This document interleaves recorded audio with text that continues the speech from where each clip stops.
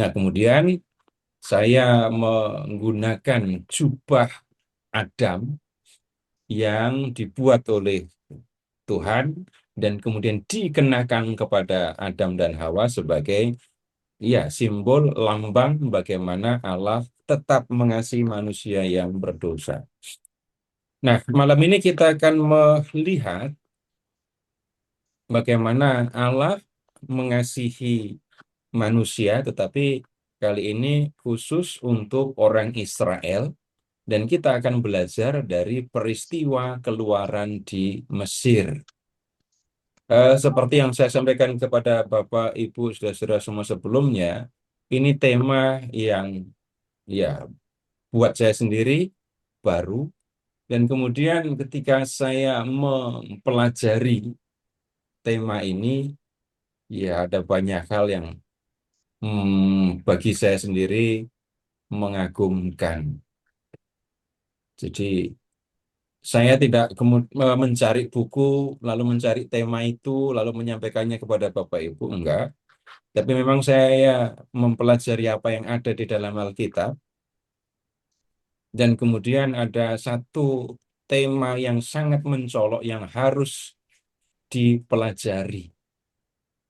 Jadi eh, keyakinan, gagasan tentang Allah yang mengasihi, tapi kemudian manusia malah berdosa, itu rupanya merata di Perjanjian Lama.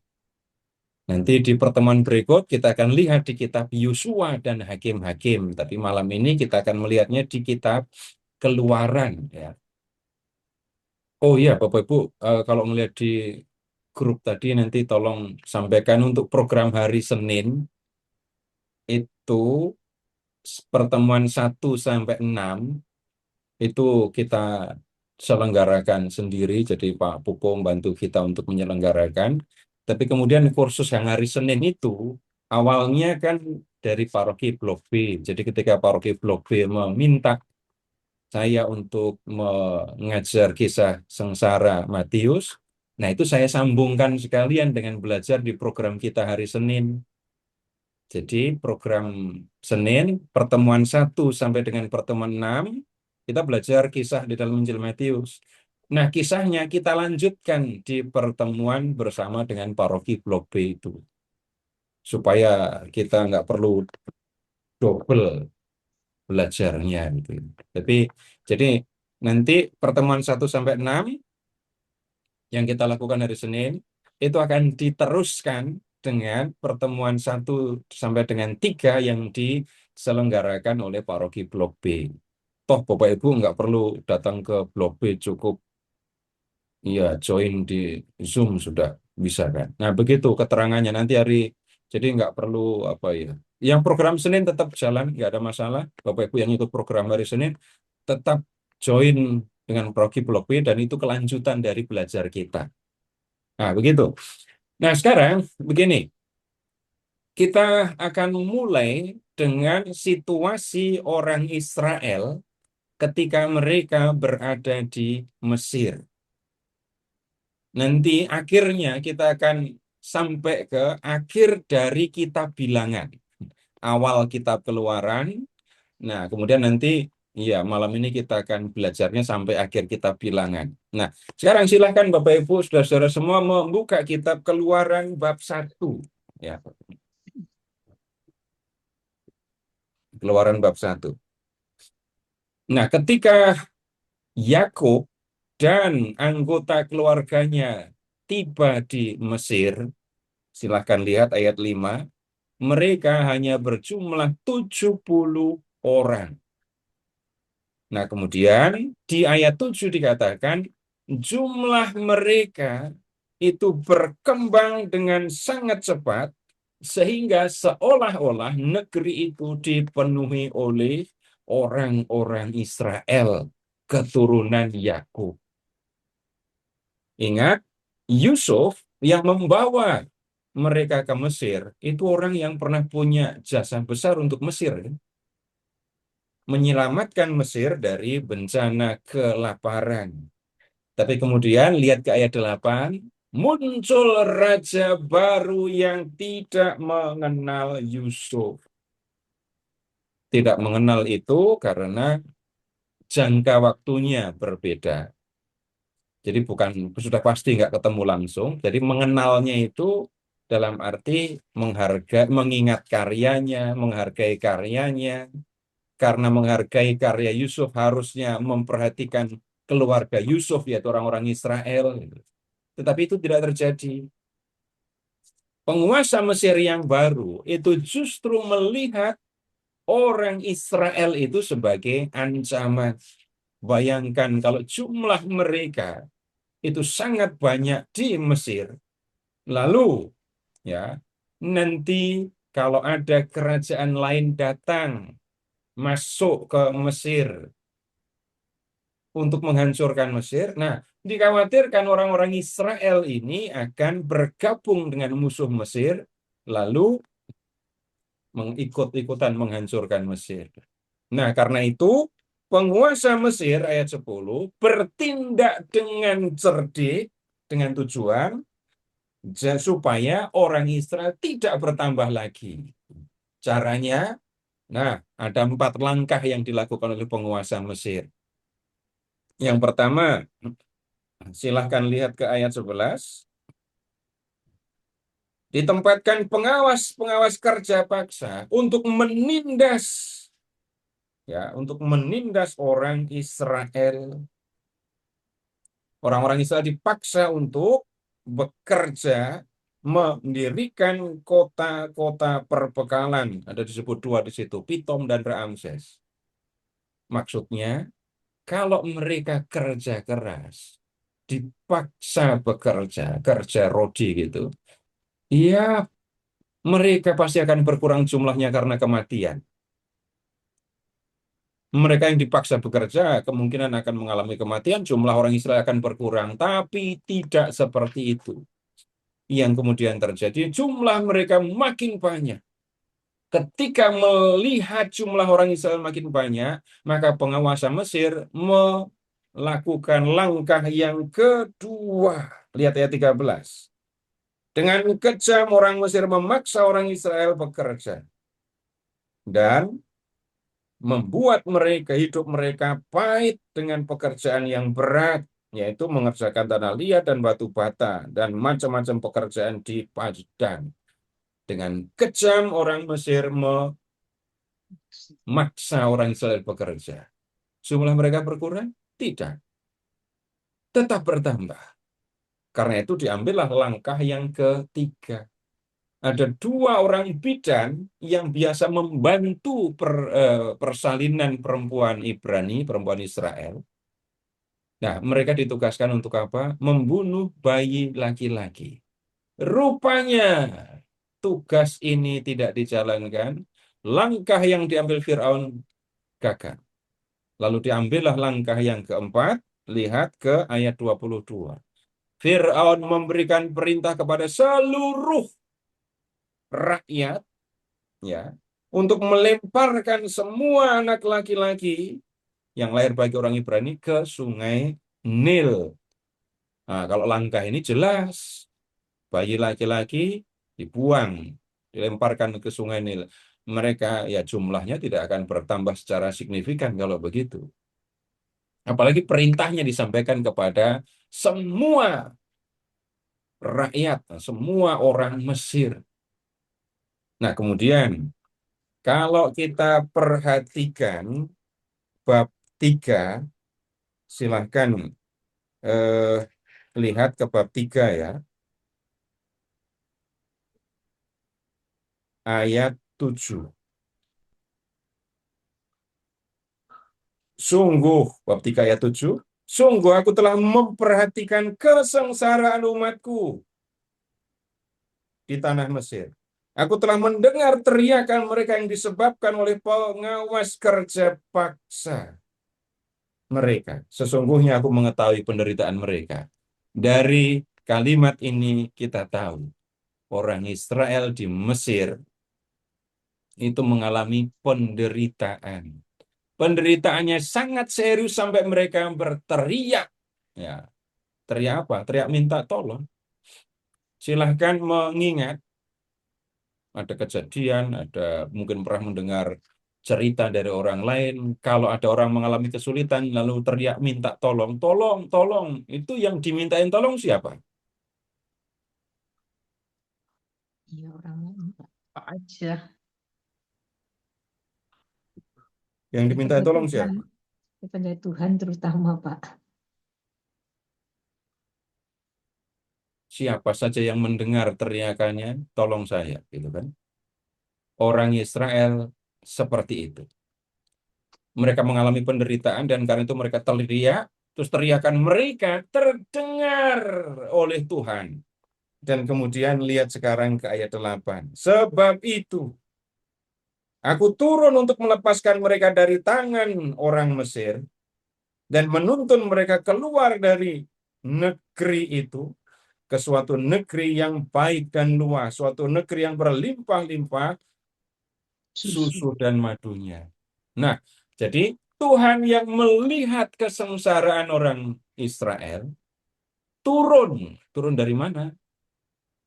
Dari surga. Turun dari tempat kediamannya di surga. Tuhan turun, tujuannya untuk apa? Melepaskan orang Israel dari perbudakan di Mesir dan kemudian membawa mereka ke suatu negeri yang subur, berlimpah-limpah susu dan madu. Madu dihasilkan oleh apa? Lebah. Lebah. Dari itu.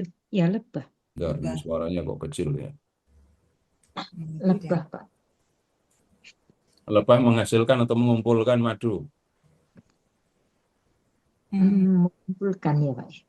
Menghasilkan. Menghasilkan. Dari Ratunya bunga. yang Mengumpulkan. ngeluarin. Dari bunga. Oh, dari pohon-pohon. Ratu. Dari Dari Dari buah. bunga-bunga kan?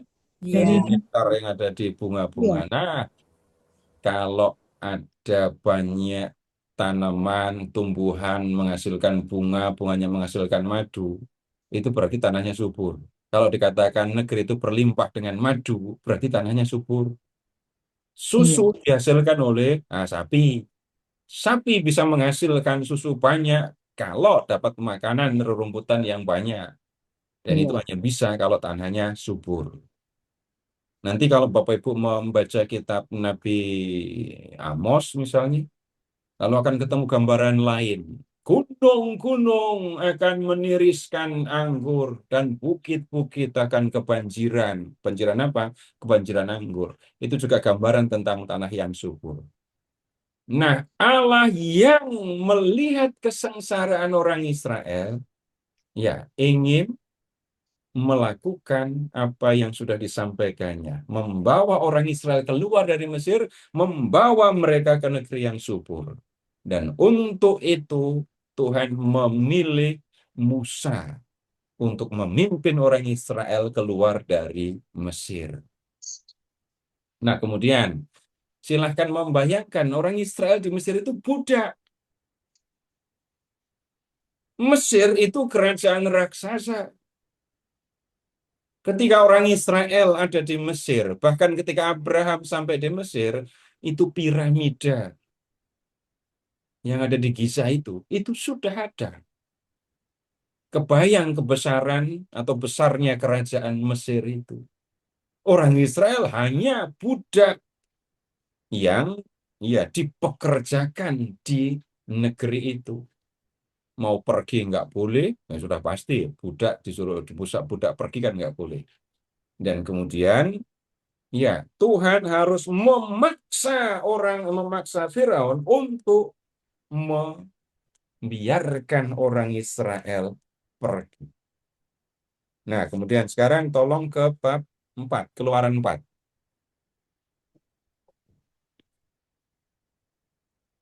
Keluaran 4, lihat ke ayat 22. Musa ditugaskan untuk menjumpai Firaun kan ya. Maka engkau harus berkata kepada Firaun, beginilah firman Tuhan, Israel ialah anakku, anakku yang sulung. Sebab itu aku berfirman kepadamu, biarkanlah anakku itu pergi, supaya ia beribadah kepadaku. Nah, lihat, jika engkau tidak mau melepaskannya, maka Aku akan membunuh anak lelakimu, anakmu yang sulung. Bapak Ibu, tolong amati. Kalimat ini kalau hanya dibaca ini ya, satu ayat ini saja, orang bisa ambil simpulan, oh Allah itu kejam.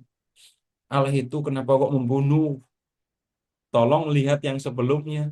Israel diperbudak dan kemudian banyak yang mati dalam perbudakan itu. Terus Tuhan disuruh diam saja atau bilang kepada orang Israel, ya udah kamu tinggal di Mesir saja. Mau habis ya sudah nggak apa-apa. Nggak bisa. Perhatikan, Israel adalah anakku. Bapak Ibu jawab apa adanya ya. Kalau anak Bapak Ibu disakiti orang, kalau anak Bapak Ibu apalagi masih kecil, diganggu orang, apakah Bapak Ibu akan diam saja? Juga Pak, pasti marah, ngelawan, Anak Ibu ngelindungin Pak. dibully gitu. Cari orangnya. Betul. Saya belum pernah ketemu ada ibu yang seperti itu, lalu ngalami anaknya ngalami seperti itu, terus anaknya diajak berdoa, ampunilah dia, sebab dia tidak tahu apa yang mereka lakukan. Saya udah berulang-ulang menanyakan yang seperti ini, yang kayaknya belum pernah yang ada yang bercerita. Nah, kalau sampai Tuhan itu mengancam Firaun, itu tujuannya ya supaya Israel itu bisa keluar dari Mesir, supaya tidak diperbudak lagi, supaya bebas dari perbudakan. Nah, yang kemudian terjadi, apakah Firaun melepaskan orang Israel begitu saja? Enggak. Tuhan harus memaksa orang Israel keluar dari Mesir. Memaksa Firaun, Tuhan harus memaksa Firaun, membiarkan orang Israel pergi. Dalam hal ini, Bapak Ibu, kita menemukan 10 tulah yang dikirimkan oleh Tuhan kepada Firaun dan orang Mesir. Sampai tulah yang ke-9, mereka tetap tidak membiarkan orang Israel pergi. Firaun dan orang Mesir tidak membiarkan orang Israel pergi. Nah, baru setelah setelah Tuhan ini menurunkan tulah yang ke-10. Silahkan Bapak Ibu ke bab 12 ayat 29. 29. Bab 12 ayat 29. Tulah ke-10, anak sulung mati. Pada tengah malam Tuhan membunuh tiap-tiap anak sulung di tanah Mesir, mulai dari anak sulung Firaun yang duduk di tahta sampai anak sulung orang tawanan yang ada di dalam liang tahanan. Ini dulu penjara itu adanya di bawah tanah, bukan bangunan, tapi lubang besar yang ditutup. Lalu bangunlah Firaun pada malam itu bersama semua pegawainya serta semua orang Mesir. Terdengarlah teriakan keras di Mesir sebab tidak ada rumah yang tanpa orang mati. Pada malam itu juga ia memanggil Musa dan Harun, katanya, pergi, keluarlah dari antara bangsaku, kamu dan semua orang Israel, pergilah, beribadahlah kepada Tuhan seperti katamu. Bawalah juga kambing dombamu dan kawanan lembumu seperti katamu itu. Dan pergilah, mintalah juga berkat bagiku. Nah, lihat malah begini yang terjadi. Orang Mesir juga mendesak bangsa itu untuk pergi dengan segera. Kalau nggak disuruh pergi, maka yang bisa terjadi, mereka semua takut mati juga. Nah, kemudian lihat sekarang ke ayat 35. Orang Israel juga melakukan seperti kata Musa. Mereka meminta dari orang Mesir barang emas dan perak serta kain. Tuhan membuat orang Mesir berbaik hati terhadap bangsa itu sehingga memenuhi permintaan mereka. Perhatikan emas ini, emas yang diberikan oleh orang Mesir nanti menjadi sarana mereka berdosa, ya. Nah, ini Tuhan sudah membawa mereka keluar dari Mesir. Sekarang lihat ke ayat 37. Ayat 37. Mereka masuk ke Mesir 30 orang. Keluar dari Mesir 600.000 orang laki-laki. Yang dihitung hanya laki-laki. Perempuannya enggak dihitung. Nah, kemudian sekarang begini. Mereka sudah keluar dari Mesir. Ya. Sekarang lihat ke ayat bab 14. Di bab 14, kita menemukan tindakan Tuhan yang bisa dikatakan paling dahsyat dari semua ini tadi. Apa itu? Membebaskan orang Israel dari kejaran Firaun dengan pasukan khususnya.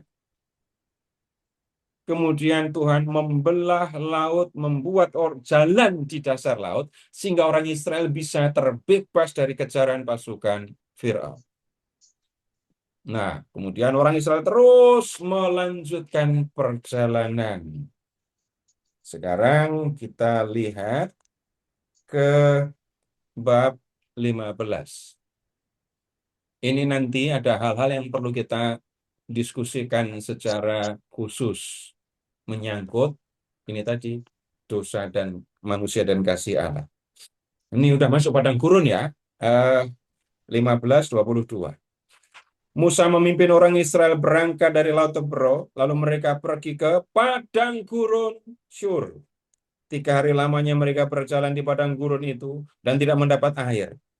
Mereka sampai ke Mara, tetapi mereka tidak dapat meminum air yang di Mara karena pahit rasanya. Itulah sebabnya tempat itu dinamai Mara, artinya pahit. Ini Naomi setelah pulang dari Moab minta dipanggil Mara. Karena apa? Tuhan sudah membuat hidupnya pahit. Nah, kemudian ayat 24. Lalu bangsa itu bersungut-sungut kepada Musa, katanya, apakah yang akan kami minum? Musa berseru-seru kepada Tuhan dan Tuhan menunjukkan sepotong kayu padanya. Musa melemparkan kayu itu ke dalam air dan air itu menjadi manis.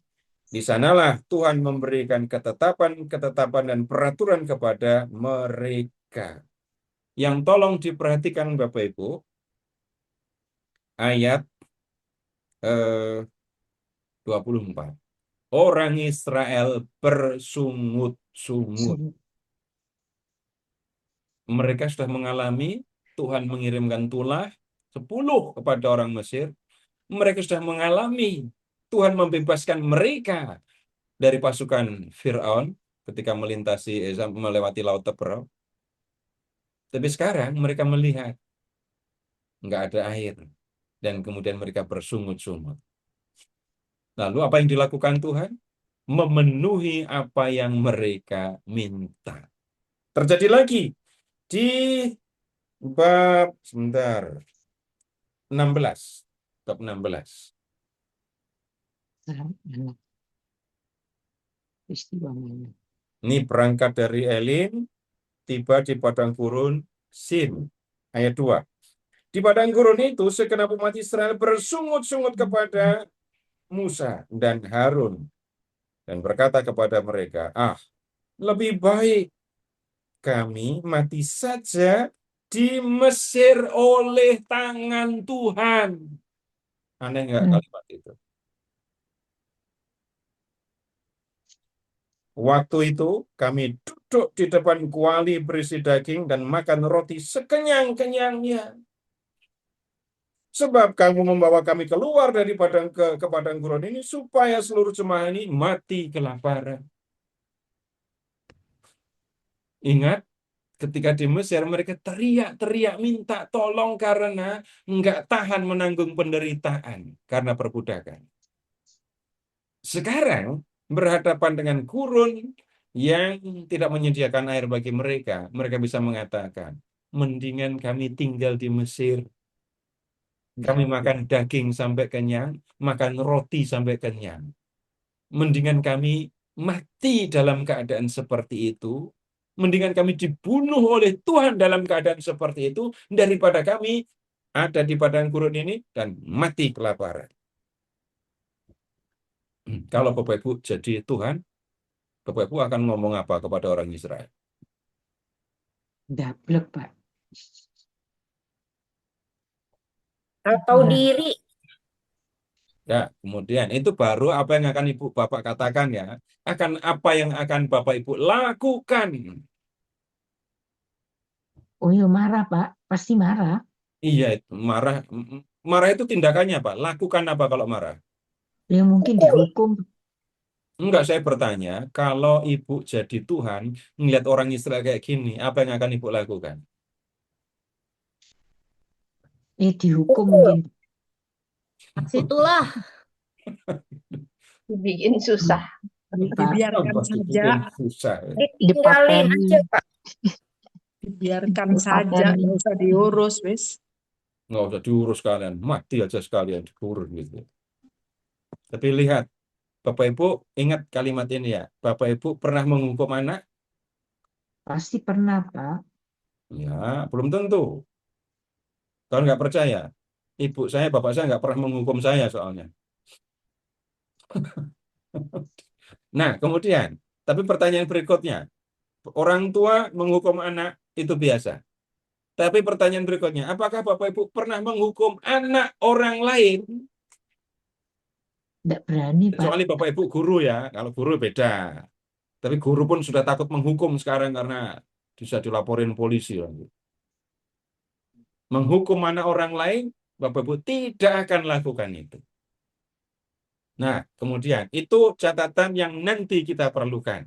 Sekarang kita lanjut dulu. Ketika orang Israel berlaku seperti itu, ada yang aneh. Lihat di bab 16 ayat 4. Aku akan menurunkan hujan roti dari langit bagimu. Iya. Tuhan akan menurunkan hujan roti. Ya, kan keluhannya tentang roti tadi, terus kurang daging. Nah, kemudian Tuhan juga akan memberikan daging kepada orang Israel. Nah, dekat sekarang lihat bisa nyari burung puyuh nggak di bab ini? Ayat 13. Ayat berapa? 13 ya? 12. 12. Aku telah mendengar sungut-sungut orang Israel. Katakan kepada mereka pada waktu senja, kamu akan makan daging. Dan pada waktu pagi, kamu akan kenyang makan roti. Sehingga kamu mengetahui bahwa akulah Tuhan Allah. Tuhan nggak marah ya? Iya. Nggak marah. Ini kita temukan Tuhan nggak marah. Yang ini ada yang lebih keras lagi sekarang. Kelakuan orang Israel sudah lebih parah lagi. Bab 17. Bab 17. Kemudian berangkatlah segenap umat Israel dari padang gurun Sin. Dan kemudian mereka tiba di Rafidim. Ayat 2. Masalah air lagi. Mereka berbantah dengan Musa, kata mereka, berikanlah air kepada kami supaya kami dapat minum. Tetapi Musa berkata kepada mereka, mengapa kamu berbantah dengan aku? Mengapa kamu mencobai Tuhan? Di sana bangsa itu haus akan air. Bangsa itu bersungut-sungut kepada Musa dan berkata, mengapa engkau memimpin kami keluar dari Mesir?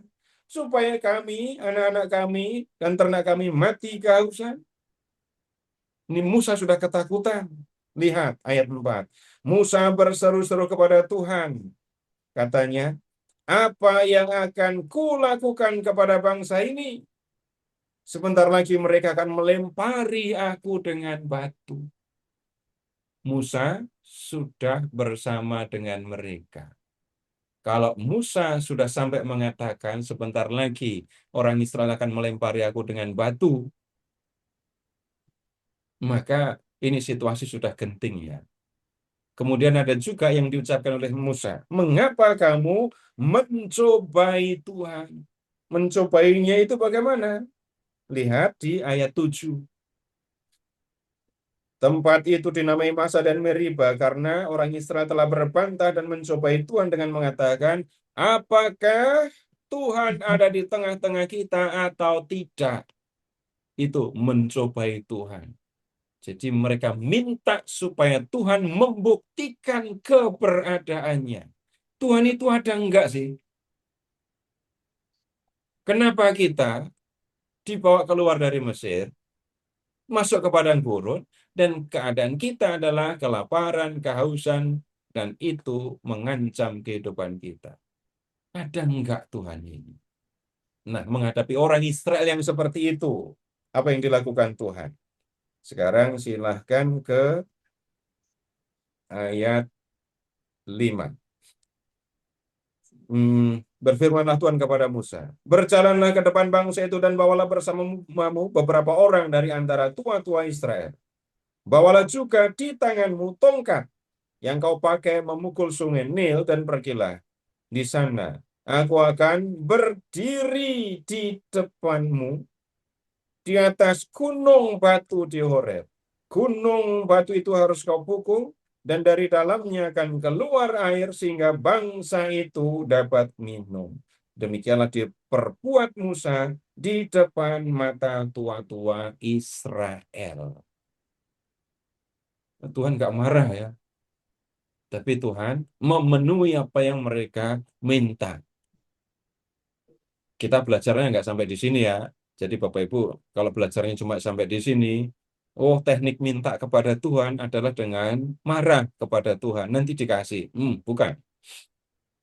Bukan itu yang kita temukan, justru orang Israel itu sudah mengalami pembebasan dari Mesir, dibebaskan dari perbudakan. Ya.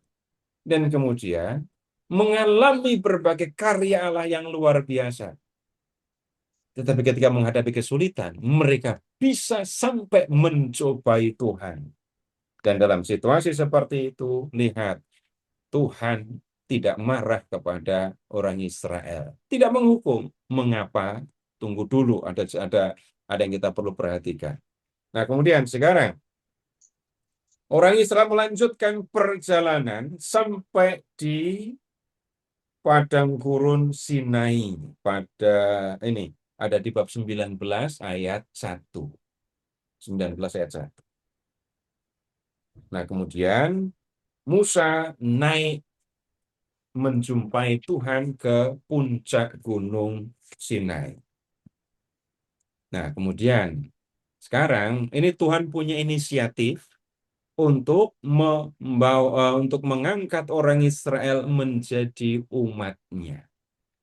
Jadi Tuhan ingin mengangkat orang Israel itu menjadi umatnya. Bapak Ibu begini, kalau melihat perilaku orang Israel dari Mesir sampai ke padang gurun ini tadi, pakai hitungan biasa ya, ini orang Israel itu masuk kualifikasi atau enggak untuk jadi umat Tuhan? Sama sekali tidak. Enggak. Ini enggak cocok jadi umat Tuhan. Umat Tuhan kok kelakuannya kayak gini. Nah, kemudian, tapi lihat ya, yang akan dilakukan Tuhan. Tuhan bicara dulu kepada Musa, Tuhan bicara kepada Musa, lalu nanti Musa menyampaikan kepada orang Israel, dan kemudian orang Israel menjawab tawaran Tuhan, lalu Musa harus menyampaikan jawaban orang Israel kepada Tuhan. Ayat 3. Musa naik, lalu Tuhan bilang, beginilah kau katakan kepada keturunan Yakub, dan kau beritakan kepada orang Israel. Nah, sekarang apa yang harus diberitahukan kepada orang Israel? Yang pertama, kamu sendiri telah melihat apa yang kulakukan kepada orang Mesir. Bagaimana aku telah mengangkat kamu di atas sayap Raja Wali dan membawa kamu kepadaku. Kamu sudah melihat, kamu sudah mengalami, aku membebaskan kamu. Yang kedua, ayat 5. Jadi sekarang, jika kamu sungguh-sungguh mendengarkan firman-Ku dan berpegang pada perjanjian-Ku, kamu akan menjadi milik kesayangan-Ku dari antara segala bangsa, sebab seluruh bumi adalah milik-Ku. Kamu akan menjadi kerajaan imam, bangsa yang kudus bagiku. Inilah semua firman yang harus kau katakan kepada orang Israel. Musa turun menjumpai orang Israel dan menyampaikan firman itu. Nah, kemudian sekarang kita lihat bagaimana orang Israel menanggapi tawaran dari Tuhan itu. Ayat 7. Lalu Musa datang dan memanggil tua-tua bangsa itu, lalu menyampaikan ke hadapan mereka segala yang diperintahkan Tuhan kepadanya. Seluruh bangsa itu menjawab bersama-sama, segala yang difirmankan Tuhan akan kami lakukan. Jadi orang Israel menyampaikan kesanggupan untuk mendengarkan firman Tuhan. Mendengarkan firman Tuhan itu bukan sekedar dengar mengingat, enggak. Tapi maksudnya mendengar, memahami, dan kemudian hidup menurut firman itu. Orang Israel sudah menyampaikan kesanggupan itu. Kami akan mendengarkan firman Tuhan. Nah, sesudah itu, Bapak Ibu, Tuhan menyampaikan firman kepada orang Israel. Firman-Nya yang mana? Nah, sekarang lihat ke bab 19 ayat 17. 19 ayat 17. Musa membawa bangsa itu keluar dari perkemahan, menjumpai Allah, dan mereka berdiri di kaki gunung. Seluruh gunung Sinai berasap, karena Tuhan turun ke atasnya dalam api. Asapnya membubung seperti asap dari tempat peleburan. Dan seluruh gunung itu gemetar dengan hebat. Bunyi sangkakala kian lama kian keras. Jadi suasananya dahsyat sekali ya. Perhatikan gunung Sinai, batu semua ya gunung Sinai itu. Itu gemetar. Dan kemudian ada suara yang sangat keras.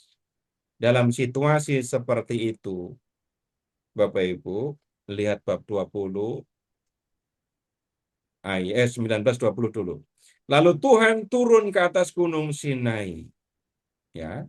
Terus, sekarang 20 ayat 1. Lalu Allah mengucapkan segala firman ini. Tolong dilihat kembali ayat 19 ayat 5. Jika kamu sungguh-sungguh mendengarkan firman-Ku, berpegang pada perjanjian-Ku, kamu akan menjadi milik kesayangan-Ku. Jika kamu sungguh-sungguh mendengarkan firman-Ku. 20 ayat 1. Lalu Allah mengucapkan segala firman ini. Ingat tadi ada suara gemuruh, itu ya. Kemudian ada suara sangkakala yang keras. Sekarang, lebih kenceng mana? Suara sangkakala yang makin lama makin keras itu atau suara Tuhan? Suara Tuhan. Nah, di bab 20 ayat 1, lalu Allah mengucapkan segala firman ini, gitu kan? Iya, Jadi lebih kenceng suara siapa? Suara apa? suara Tuhan, Pak. Jelas suara Tuhan lebih kencang. Lebih Akibatnya kencang. apa? Orang Israel nggak tahan loh dengernya. Coba sekarang bab 20 ayat 18. Seluruh bangsa itu menyaksikan ketika guruh mengguntur, kilat sapung menyiapung, sangkakala berbunyi dan gunung berasap. Bangsa itu menjadi takut dan gemetar, dan mereka berdiri jauh-jauh. Bapak Ibu yang tolong diperhatikan di sini, semua ini menggambarkan dahsyatnya Tuhan. Kalau memakai bahasa yang lebih gampang, ketika orang Israel mendengar suara Tuhan saja ketakutan kayak gini, Orang kan bisa mengatakan, oh pantesan Fir'aun aja ketakutan. Pantesan sanggup mendatangkan pula. Pantesan sanggup mengeringkan laut. Karena Tuhan itu luar biasa dahsyatnya kayak ini. Kalau sampai Tuhan bicara saja, orang Israel nggak tahan dengernya. Nah, kemudian sekarang ayat 19. Mereka berkata kepada Musa, "Engkau saja yang berbicara dengan kami, kami akan mendengarkan. Janganlah Allah yang berbicara dengan kami, supaya kami tidak mati." Orang Israel nggak akan tahan mendengarkan suara Tuhan. Ya sudah, Musa, tolong sampaikan kepada Tuhan. Tuhan sampaikan firman kepada Musa, biar Musa yang bicara dengan kami. Nah, begitu maksudnya. Karena kalau Tuhan ngomong terus, mati kita semua. Nah, kemudian, ya, sesudah itu, Musa yang meneruskan firman kepada orang Israel. Firman-Nya itu sampai di bab 23. Ya, bab 23. Nah, sekarang di bab, ini firman-Nya sampai bab 23 ya. Nah, kemudian di bab 24, sekarang ke bab 24.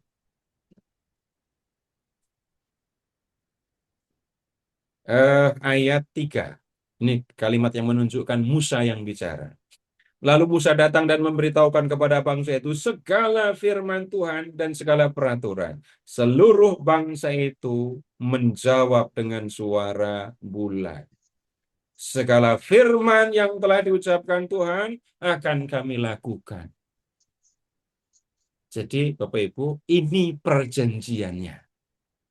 Dan perjanjian ini disahkan dengan upacara kurban. Sekarang lihat ayat 4. Musa menuliskan firman Tuhan itu. Nah, kemudian keesokan paginya ia mendirikan mezbah di kaki gunung dan 12 tugu sesuai dengan ke-12 suku Israel. Kemudian ia mengutus orang-orang muda dari bangsa Israel supaya mereka mempersembahkan kurban bakaran dan menyembelih lembu-lembu jantan sebagai kurban keselamatan kepada Tuhan.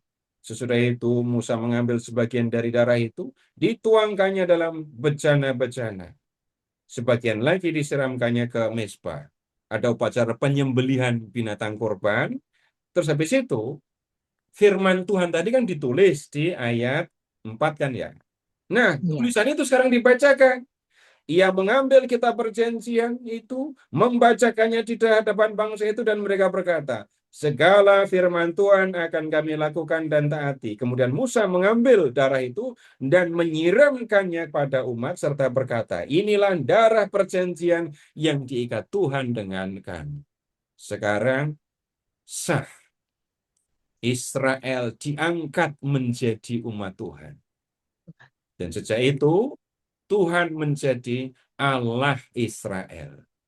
Jadi ada ikatan eksklusif gitu ya antara Tuhan dengan orang Israel. Ini isi perjanjiannya. Nah, kemudian konsekuensinya apa? Nah, Bapak Ibu begini saja. Untuk contoh gampang, Bapak Ibu silakan mengingat kembali tentang sakramen perkawinan. Dalam perkawinan itu ada ikatan antara seorang laki-laki dengan seorang perempuan menjadi suami istri kan. Iya. Nah, kemudian setelah menjadi suami dan istri, perilaku Bapak Ibu masih sama ketika masih bujangan atau beda? Berbeda. Maksudnya Beda. Pasti beda. Mau pergi aja sudah harus pamit. Dulu waktu masih kos, mau pamit siapa? Dulu betul. pakai uang bebas. Sekarang nggak sebebas dulu, nggak bebas lagi bahkan. Betul. Ada banyak keinginan yang ya nggak usah dipenuhi. Kenapa? Saya sudah punya istri, saya sudah punya anak. Saya sudah punya suami, saya sudah punya anak. Ada yang berubah. Orang Israel sebelumnya mereka adalah budak. Sekarang mereka menjadi umat pilihan Tuhan. Bagaimana cara hidup sebagai umat pilihan? Nah, Bapak Ibu, gini, Tuhan memberikan kepada orang Israel pedoman hidup. Dan pedomannya itu berupa hukum, peraturan. Nah, orang-orang Israel itu kalau tidak menganggap ini spiritualitas aslinya ya. Orang Israel tidak memandang hukum itu sebagai beban. Hukum itu menggembirakan. Kenapa? Hukum yang diberikan oleh Tuhan itu memberikan kepada mereka jati diri, memberikan kepada mereka cara hidup yang berbeda dari bangsa-bangsa lain. Kemudian hukum, Bapak Ibu tolong ke ini ya, 10 perintah bab 20 untuk contoh. Bab 10 di bab 20 ayat 2. Akulah Tuhan Allahmu yang telah membawa engkau keluar dari tanah Mesir, dari tempat perbudakan. Jangan ada padamu ilah lain di hadapanku. Jelas perintahnya ya. Jangan ada padamu ilah lain di hadapanku. Terus, jangan membuat bagimu berhala yang menyerupai apapun yang ada di langit di atas, atau yang ada di bumi di bawah, atau yang ada di dalam air di bawah bumi. Jangan sujud menyembahnya atau beribadah kepadanya, sebab aku Tuhan Allahmu adalah Allah yang cemburu, yang membalas kesalahan bapak kepada anak-anaknya sampai pada keturunan ketiga dan keempat dari orang yang membenci aku.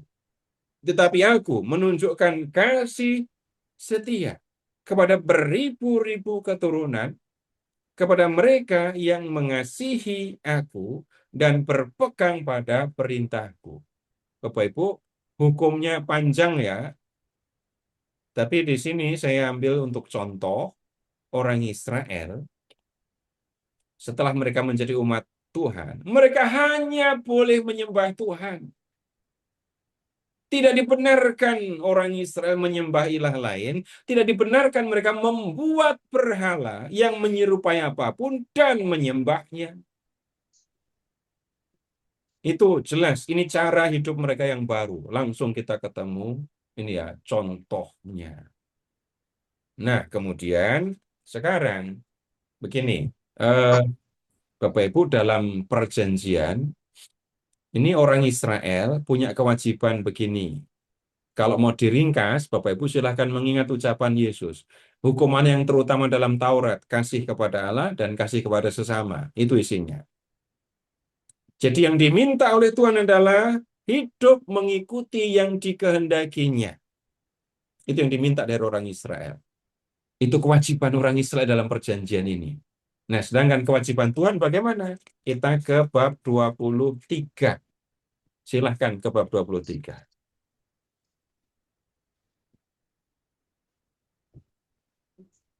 Israel sudah jadi umat Tuhan kan? Iya. Nah, kemudian apa yang akan dilakukan Tuhan untuk orang Israel? Ini disampaikan dalam perjanjian ya, ayat bab 23 ayat 20. Sesungguhnya aku akan mengutus seorang malaikat berjalan di depanmu untuk melindungi engkau di jalan dan membawa engkau ke tempat yang telah kusediakan. Perhatikanlah dia, dengarkanlah perkataannya, janganlah menentangnya, karena ia tidak akan mengampuni pelanggaranmu sebab namaku ada dalam dirinya. Tetapi jika engkau sungguh-sungguh mendengarkan perkataannya dan melakukan semua yang kufirmankan, aku akan, perhatikan, menjadi musuh bagi musuhmu dan lawan bagi lawanmu. Sebab malaikatku akan berjalan di depanmu dan membawamu ke negeri orang Amori, orang Het, Feris, Kanaan, Hewi, Yebus. Aku akan melenyapkan mereka. Kemudian, dari 3 ayat ini, Bapak Ibu, kita sudah menemukan dalam tanda kutip kewajiban Tuhan untuk orang Israel karena terikat pada perjanjian tadi. Yang pertama, Tuhan berjanji untuk melindungi orang Israel. Gurun itu jelas bukan tempat yang aman. Di zaman kuno, banyak bangsa yang tinggal di gurun dan membahayakan kehidupan orang Israel. Yang kedua, Tuhan akan menyediakan tempat bagi orang Israel. Kemudian sekarang ayat 24 disebut lagi, jangan sujud menyembah ilah-ilah mereka atau beribadah kepadanya dan jangan meniru perbuatan bangsa-bangsa itu, tetapi kau harus memusnahkan berhala mereka dan meremukkan tugu-tugu berhala mereka. Tetapi kamu harus beribadah kepada Tuhan Allahmu, maka Ia akan memberkati makanan dan minumanmu. Aku akan menjauhkan penyakit dari antaramu. Di negerimu tidak akan ada yang keguguran atau mandul. Aku akan memberimu usia lanjut. Ini yang akan dikerjakan oleh Tuhan. Jadi dalam perjanjian ini, sekali lagi, masing-masing punya kewajiban gitu ya. Israel diminta untuk apa? Mendengarkan firman Tuhan, melakukan apa yang dikehendaki Tuhan, hidup sesuai dengan jati dirinya sebagai umat Tuhan. Sebaliknya, apa yang akan dilakukan Tuhan? Melindungi orang Israel dan memberikan kepada mereka tanah untuk mereka tinggal. Baik Bapak Ibu, masih ada kelanjutan apa yang akan terjadi sesudah perjanjian, siapa setia, siapa tidak setia, kalau berhadapan dengan orang yang tidak setia, apa yang harus dilakukan. Nah, nanti kita akan lanjutkan. Sekarang kalau ada yang perlu diklarifikasi, ada pertanyaan, silahkan. Ya, silahkan Pak Ferry. Baik, terima kasih. Bapak Ibu, kami persilakan jika ada yang ingin ditanyakan.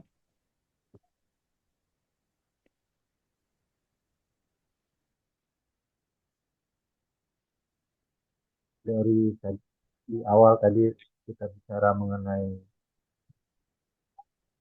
Yusuf, lalu kemudian Musa dan bangsa Israel di padang gurun. Serta di bagian akhir tadi mengenai perjanjian Allah dengan umat Israel dan mengangkat orang Israel menjadi umat Allah, disertai kewajiban dari masing-masing atas perjanjian yang sudah dilakukan. Cukup jelas sepertinya Pak Seto. Kalau enggak ada, lanjut dulu. Pak Seto, izin bertanya Pak Seto. Iya. Oh iya, Saya. silakan Ibu Maria. Eh, bukankah pada waktu dengan Abraham, Tuhan sudah mengadakan perjanjian bahwa keturunan Abraham akan menjadi banyak gitu loh Pak Seto. Apakah ini kan artinya sebenarnya sejak perjanjian dengan Abraham itu Tuhan sudah menjadikan orang Israel itu sebagai umat pilihannya, belum ya Pak Seto ya? Ya, kalau kita lihat yang di perjanjian lama memang ada beberapa perjanjian ya. Perjanjian yang pertama perjanjian dengan Nuh dan seluruh bumi gitu ya. Iya. Nah, kemudian yang di ini di dalam kitab Kejadian kita menemukan, tunggu, kalau membaca perjanjian, ada perjanjian dengan Nuh, Abraham, Ishak, Yakub gitu ya. Yang tolong diperhatikan di situ dalam perjanjian itu kalimatnya begini, ada kalimatnya nggak biasa, perjanjian atau penjanjian, maksudnya pemberian janji.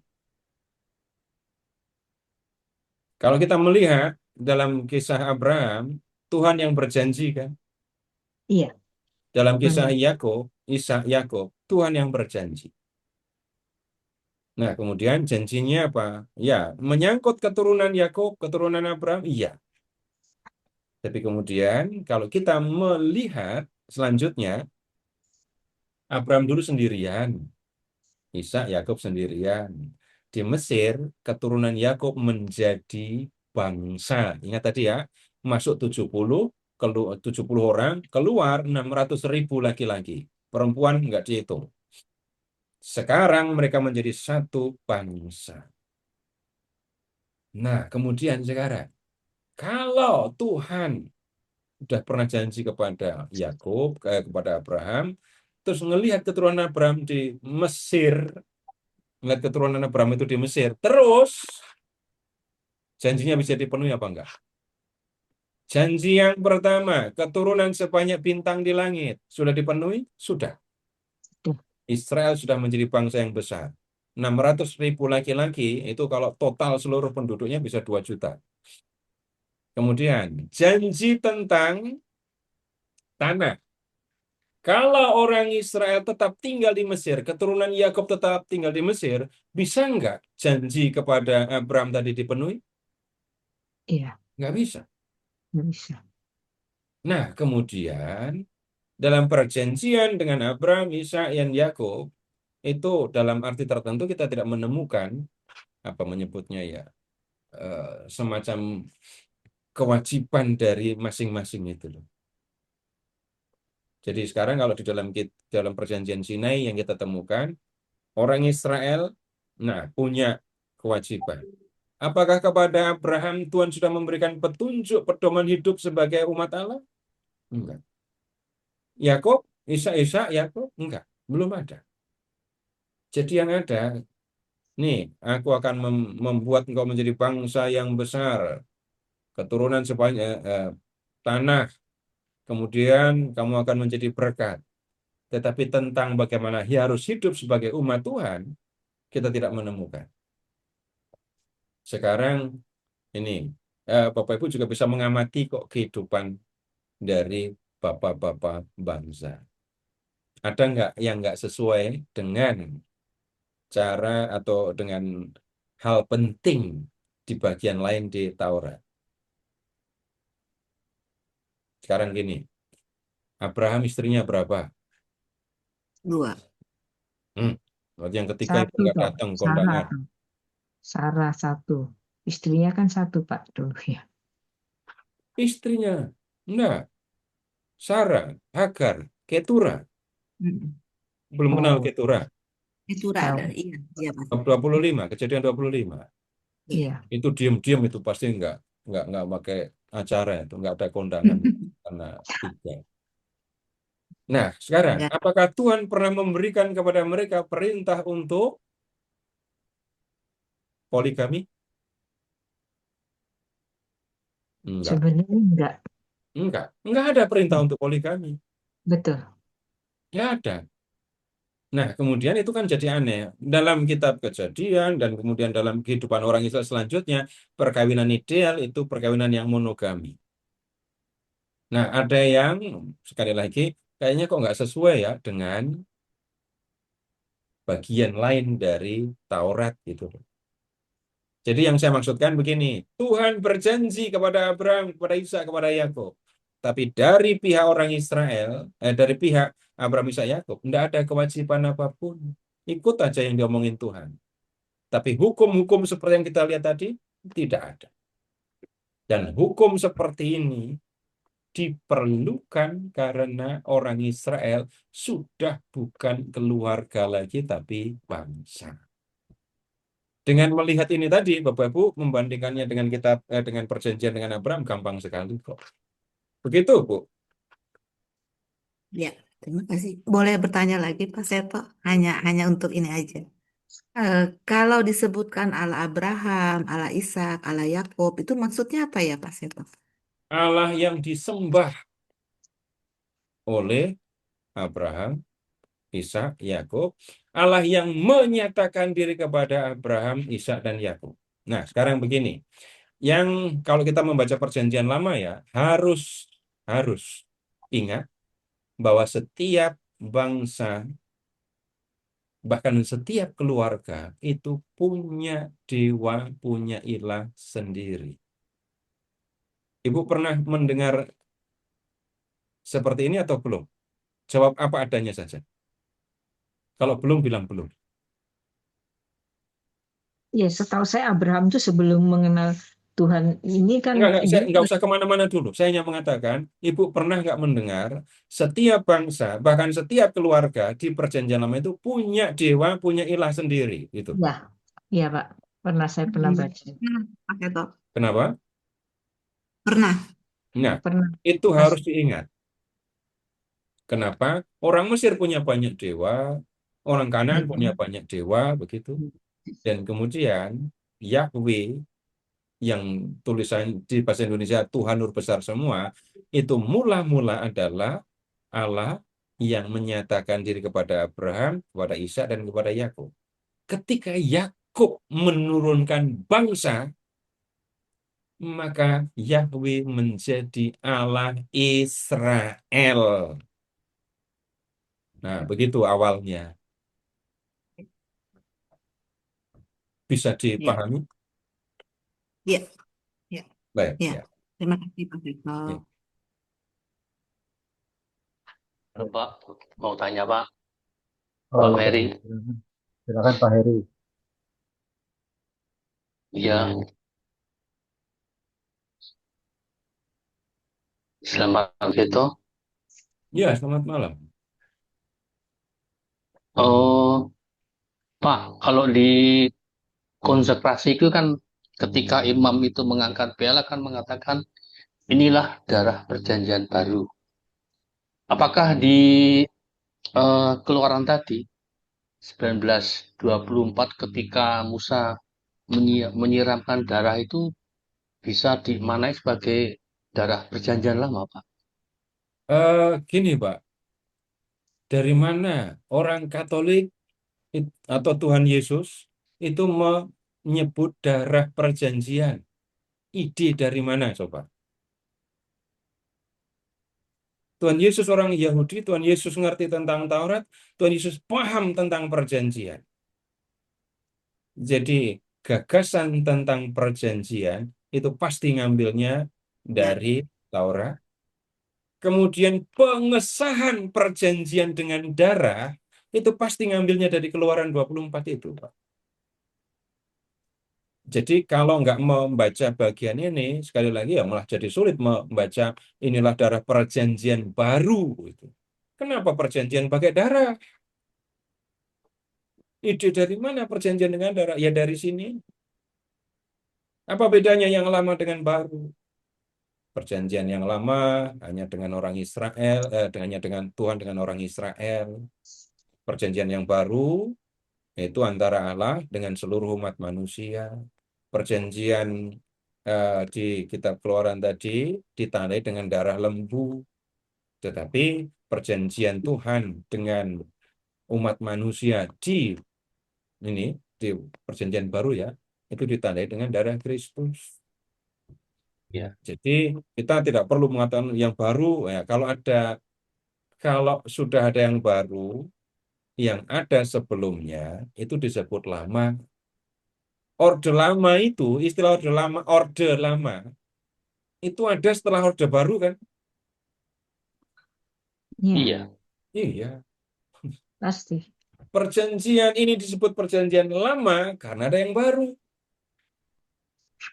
Jadi ya begitu. Tetapi kemudian yang menjadi penting bukan labelnya, tetapi justru dengan membaca perjanjian lama kita bisa mengerti banyak hal dalam perjanjian yang baru. Begitu, Pak. Terima kasih, Pak. Ya, mari. Tanya masih boleh? Ya, satu pertanyaan ya. Silakan Ibu Ani. Ah, Pak Seto tadi yang mengenai Bapak Bangsa, perjanjian, terus eh, bahwasannya mereka mempunyai istri dan gundik. Tadi Bapak mengatakan apa Pak? Bahwa perjanjian Allah itu tidak tidak ada kewajiban dari bangsa Israel atau gimana Pak? Tadi saya agak bingung. Ya, tapi saya nggak nyebut-nyebut gundik, Bu. Ya, ya bukan gundik lah. Istri deh. Ya, Maaf. jadi ingat saja istilah ini belum pernah, mungkin Bapak Ibu belum pernah dengar dari dari studi-studi sebelumnya. Yang kita temukan dalam perjanjian Cina itu perjanjian. Kemudian kalau di dalam ini perjanjian antara Allah dengan Abraham, Ishak, Yakub itu lebih penjanjian. Allah menyampaikan janji. Kalau Allah menyampaikan janji, ya sudah, terserah Allah, tergantung pada Allah. Kewajiban Abraham apa? Nggak disebut-sebut. Abraham ikut saja gitu. Dan kemudian dalam arti tertentu saya mengatakan tidak ada kewajiban gitu. Abraham dipuji itu kan hanya karena percaya, bukan karena menaati hukum Tuhan, kan? Jadi dalam perjanjian dengan Abraham, Ishak, Yakub tidak ada hukum seperti dalam perjanjian Tuhan dengan Israel. Begitu, Bu. Jadi Yang nggak nggak ada ada hukum. hukumnya itu udah lebih tegas saya sampaikan. Oh, baik Pak. Ya, Makasih. Ya, udah dulu Pak ya. ya, ya bisa dilanjut Pak Seto. Baik, sekarang Bapak Ibu kita lanjut. Israel sudah menjadi umat Tuhan. Sekarang silahkan Bapak Ibu ke bab 32 dari kitab Keluaran. Keluaran berapa? 32. Oh, 32.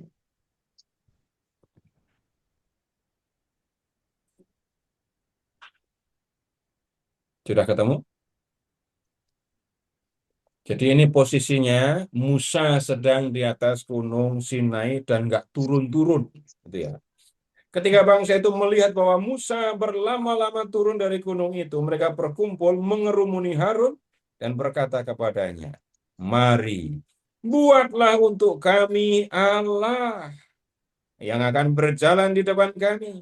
Sebab Musa, orang yang telah memimpin kita keluar dari tanah Mesir, kami tidak tahu apa yang terjadi padanya." Harun berkata kepada mereka, "Lepaskanlah anting-anting emas yang ada pada telinga istrimu, anakmu laki-laki dan perempuan, bawalah semuanya itu kepadaku." Itu tadi yang saya sebut, emas yang mereka bawa dari Mesir itu malah menjadi sarana mereka berdosa ya. Nah, seluruh bangsa itu pun melepaskan anting-anting emas yang ada pada telinga mereka dan membawanya kepada Harun. Ia menerimanya dari tangan mereka dan merancang bentuknya dengan alat dan membuat anak lembu tuangan. Jadi membuat patung yang Patung. ya materialnya emas, bentuknya apa? Anak Anak lembu. lembu. Teknik pembuatannya dengan dituang. Jadi emasnya dilebur, nah, terus dituang pada cetakan gitu. Jadi jelas ya itu patung. Lalu lihat orang Israel pada ngomong apa coba? Kalimat berikutnya.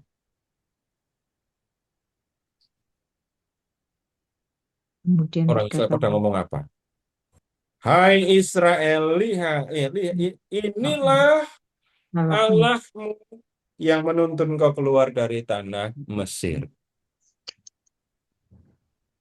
Yang disebut Allahmu itu apa? Di Anak ayat lembu. ya lembu itu. anak lembu dibuat dari emas. Nah, ingat dalam 10 perintah Allah tadi ya. Akulah Tuhan Allahmu yang membawa engkau keluar dari tanah Mesir, dari tempat perbudakan. Jangan ada ilah lain di hadapanku. Terus, jangan membuat bagimu berhala apapun yang jangan membuat berhala apapun yang menyerupai apapun yang ada di langit di atas, atau menyerupai sesuatu yang ada di bumi atau yang ada di bawah bumi. Jangan sujud menyembah kepadanya. Ini mulai membuat patung dari emas. Lalu lihat ke ayat 5. Ketika Harun melihat hal itu, yang mendirikan mezbah di depan anak lembu itu, lalu ia berseru, "Besok hari raya bagi Tuhan." Keesokan harinya pagi-pagi mereka mempersembahkan korban bakaran dan korban keselamatan. Kemudian bangsa itu duduk makan dan minum, lalu mereka bangkit dan bersenang-senang. Ini jelas pelanggaran terhadap perjanjian. Israel sudah membuat berhala dan menyembahnya. Nah, kemudian lihat ke ayat 9. Tuhan melihat itu dari puncak Sinai. 9 ya. Tuhan berfirman kepada Musa, aku telah melihat bangsa ini. Sungguh mereka bangsa yang tegar tengkuk. Tengkuk. Tegar tengkuk itu gimana? Tengkuknya nggak bisa nunduk, nggak bisa nengok. Sekarang, perhatikan, biarkanlah aku bertindak. Biarlah murkaku menyala-nyala terhadap mereka. Dan aku akan membinasakan mereka. Nah, kemudian berikutnya, ini Bapak Ibu ada yang aneh. Tetapi engkau, Musa, akan kujadikan bangsa yang besar. Jadi dalam murkanya Tuhan itu punya niat. Bilang, semua orang Israel akan aku binasakan. Kamu, Musa, tidak akan aku binasakan, tapi aku akan membuat kamu menjadi bangsa yang besar seperti Abraham, Ishak, Yakub tadi. Nah, kemudian lihat ayat 11. Namun Musa mencoba melunakkan hati Tuhan dengan berkata, Tuhan, mengapa murkamu menyala-nyala terhadap umatmu yang telah kau bawa keluar dari tanah Mesir dengan kuasa yang besar dan dengan tangan yang kuat? Mengapa orang Mesir harus berkata dengan niat jahat, iya, Tuhan ya, membawa mereka keluar untuk membunuh mereka di pegunungan dan melenyapkan mereka dari muka bumi. Tuhan, jangan murka. Kalau engkau membinasakan orang Israel, orang Mesir akan mentertawakanmu. Konyol sekali. Ia membawa orang Israel keluar dari Mesir hanya untuk membunuhnya. Kemudian, berbaliklah dari murkamu yang menyala-nyala itu. Ubahlah niatmu mendatangkan malapetaka atas umatmu. Ingatlah pada Abraham, Ishak, dan Israel hamba-hambamu. Kepada mereka, engkau telah bersumpah demi dirimu sendiri dengan berkata, aku akan membuat keturunanmu sebanyak bintang di langit, dan seluruh negeri yang kujanjikan ini akan kuberikan kepada keturunanmu, supaya mereka memilikinya untuk selama-lamanya. Tuhan, jangan perhatikan kesalahan orang Israel. Ingat kepada Bapak Abraham, Bapak kami ya, Abraham, Ishak, Yakub. Tuhan udah janji kepada mereka. Lalu lihat, Tuhan mengubah niatnya, mendatangkan malapetaka yang dirancangnya atas umatnya. Belum selesai ceritanya. Nah, kemudian Musa turun. Ayat 25. Musa melihat bahwa bangsa itu menjadi liar sebab Harun membiarkannya liar. Kemudian ayat 6. Musa berdiri di pintu gerbang perkemahan dan berkata, siapa yang berpihak kepada Tuhan, datanglah kepadaku. Lalu seluruh kaum Lewi berkumpul di dekatnya. Jadi orang Lewi, ya ini suku Musa ya. Ya. Ia berkata kepada mereka, beginilah firman Tuhan Allah Israel. Masing-masing kamu, ikatlah pedang pada pinggang. Berjalanlah bolak-balik melintasi perkemahan, gerbang dari gerbang. Bunuhlah saudara-saudara, teman dan tetangganya. Bukan pembunuhan asal, tapi ingat kalimat sebelumnya. Yang berpihak kepada Tuhan, datanglah kepada aku. Yang enggak berpihak kepada Tuhan, ya itu yang harus dibunuh. Kaum Lewi melakukan seperti yang dikatakan. Pada hari itu tewaslah kira-kira 3.000 orang bangsa itu. Kemudian Musa berkata, hari ini kamu ditahbiskan bagi Tuhan. Ya, sebab kamu masing-masing melawan anaknya laki-laki dan saudara-saudaranya sehingga kamu mendapat berkat hari ini. Keesokan harinya Musa berkata kepada bangsa itu, kamu telah berbuat dosa besar. Ya, sekarang yang tolong Bapak Ibu perhatikan, ini sudah perjanjian ya. Sebelum perjanjian tadi, kalau orang Israel melakukan kesalahan, berdosa, mencobai Tuhan, tidak ada hukuman untuk mereka.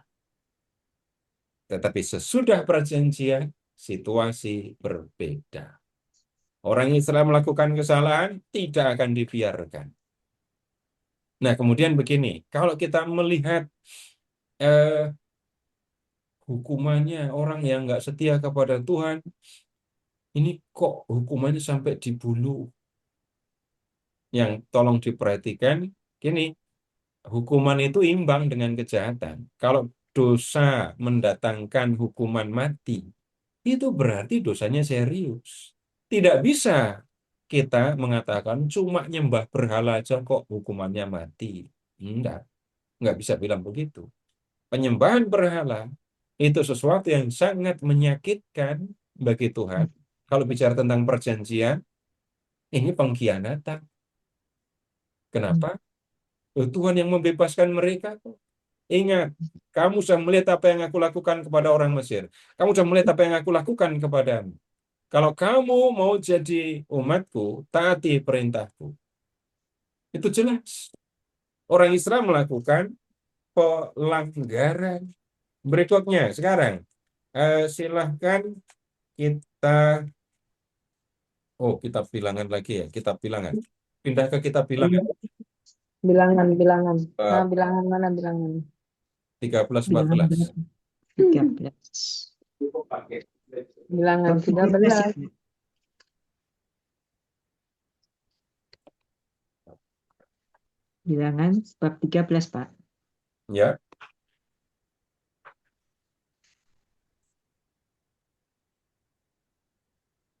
Bapak ada lagi disuruh bayar 50.000 itu. 50.000. Bab 13 ya, Pak. iya bab 13. Iya. Ini, ya, orang Israel sebenarnya sudah dekat dengan tanah yang dijanjikan oleh Tuhan. Lihat bab 13 ayat 1. Tuhan berfirman kepada Musa, suruhlah beberapa orang mengintai tanah Kanaan yang akan kuberikan kepada orang Israel. Jadi sudah dekat. Orang Israel mau masuk Kanaan ini. Tuhan sudah membawa mereka dekat dengan Kanaan. Nah, kemudian dikirimlah mata-mata, kirim pengintai. Nah, kemudian ketika pengintai itu pulang menemui Musa, maka yang kemudian terjadi, ini yang menghebohkan. Sekarang silahkan ke ayat 25. Selama 40 hari, mereka pulang dari pengintaian negeri itu. Mereka menemui Musa, Harun, dan segenap umat Israel. Ini kesalahannya. Laporan mata-mata kok diumumkan. Nah, kemudian lihat. Mereka membawa kabar kepada keduanya dan kepada segenap umat. Ya, kemudian ayat 27. Ini laporannya. Kami sudah masuk ke negeri kemana engkau mengutus kami. Memang negeri itu berlimpah-limpah susu dan madunya. Inilah hasilnya. Hanya saja bangsa yang tinggal di negeri itu kuat-kuat. Kota-kotanya berkubu dan sangat besar. Juga keturunan Enak, itu orang-orang raksasa, telah kami lihat di sana. Nah, kemudian ayat sebentar. 31. Tetapi orang-orang yang pergi ke sana bersama dia berkata, kita tidak dapat maju menyerang bangsa itu karena mereka lebih kuat daripada kita. Mereka juga menyampaikan kepada orang Israel kabar buruk tentang negeri yang mereka intai dengan berkata, negeri yang telah kami lalui untuk diintai adalah suatu negeri yang memakan penduduknya. Serem kan? Semua orang yang kami lihat di sana adalah orang-orang yang tinggi-tinggi perawakannya. Kami juga lihat di sana orang-orang raksasa, Bani Enak yang berasal dari orang-orang raksasa. Lihat, kami melihat diri kami seperti belalang, demikian juga kami di mata mereka. Para pengintai menyampaikan berita laporan yang seperti ini. Orang-orang Kanaan itu gede-gede. Itu contohnya sebenarnya itu Goliat itu loh. Hmm. Nah, nanti Bapak Ibu di kitab Yosua, orang enak yang ditakuti ini dihabisi sama Yosua. Cuman tersisa salah satunya di Gad. Nah, itu asalnya si Goliat. Nah, karena penduduknya gede-gede, kotanya berkubu, kota Kanaan terlalu kuat. Gak mungkin kita masuk. Masuk ke sana itu sama dengan bunuh diri. Kemudian ayat 14. Lalu segenap umat itu mengeluarkan suara nyaring dan bangsa itu menangis pada malam itu. Semua orang Israel bersungut-sungut kepada Musa dan Harun dan segenap umat itu berkata kepada mereka,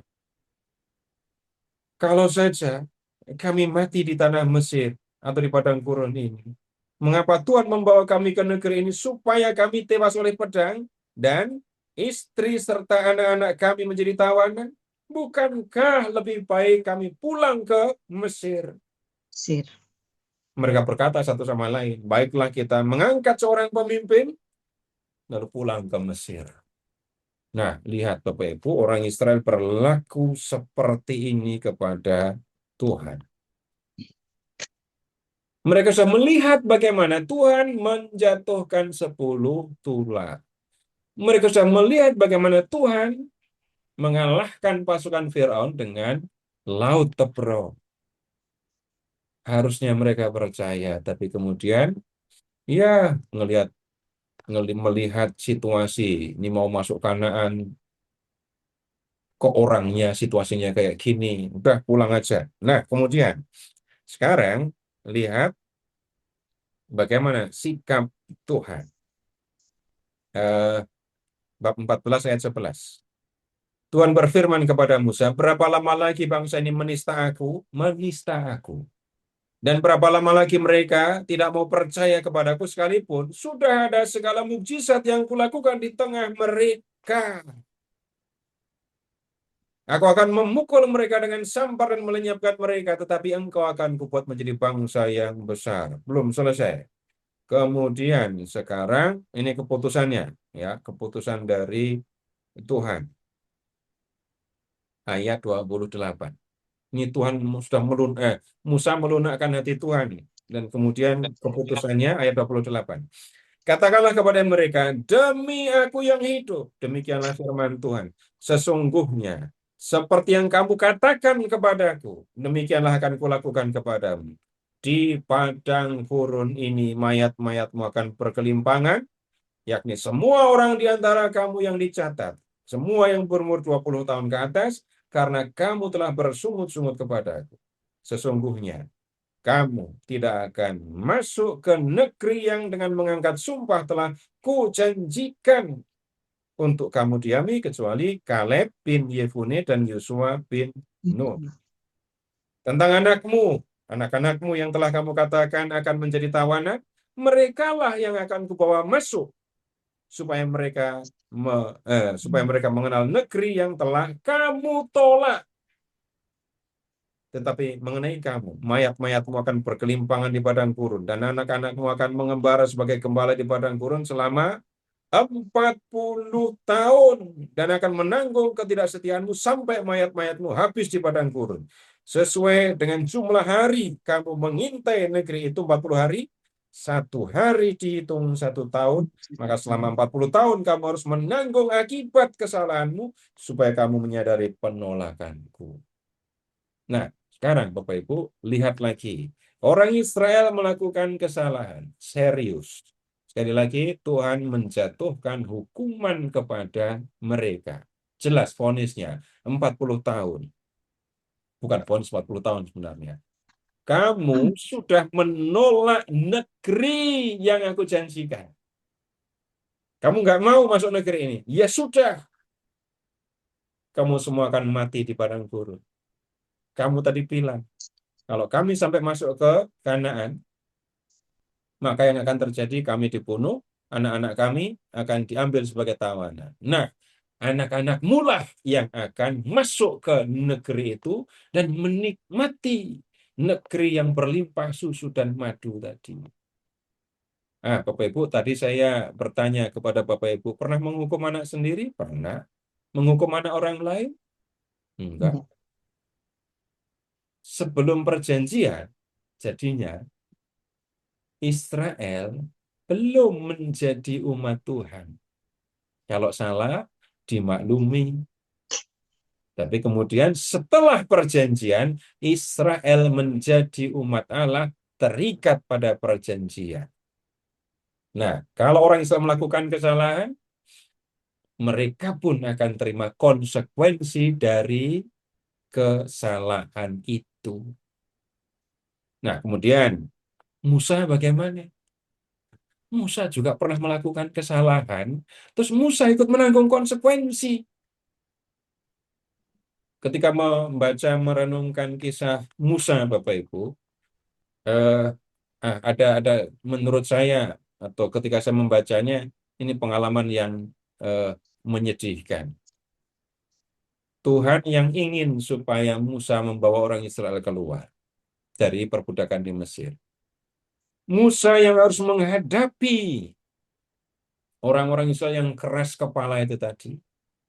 Dan Musa melakukan pekerjaan ini 40 tahun jagain, nemanin, dengerin orang Israel. Tapi pada akhirnya Musa hanya boleh melihat tanah Kanaan. Sekarang kita pindah ke kitab Bilangan bab 21. Bab 20. 20.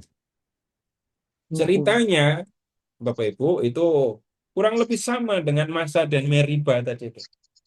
Yang tolong Bapak Ibu perhatikan detail adalah kenapa Musa sampai dihukum nggak boleh masuk. Bab 20 ayat 2. Ketika itu tidak ada air bagi umat itu. Mereka pun berkumpul menghadap Musa dan Harun. Bangsa itu berbantah dengan Musa, katanya, andai saja kami binasa pada waktu saudara-saudara kami binasa di hadapan Tuhan. Andai saja kami binasa pada waktu saudara-saudara kami binasa di hadapan Tuhan. Mengapa kamu membawa jemaah Tuhan ke padang gurun ini supaya kami dan ternak kami mati di sini?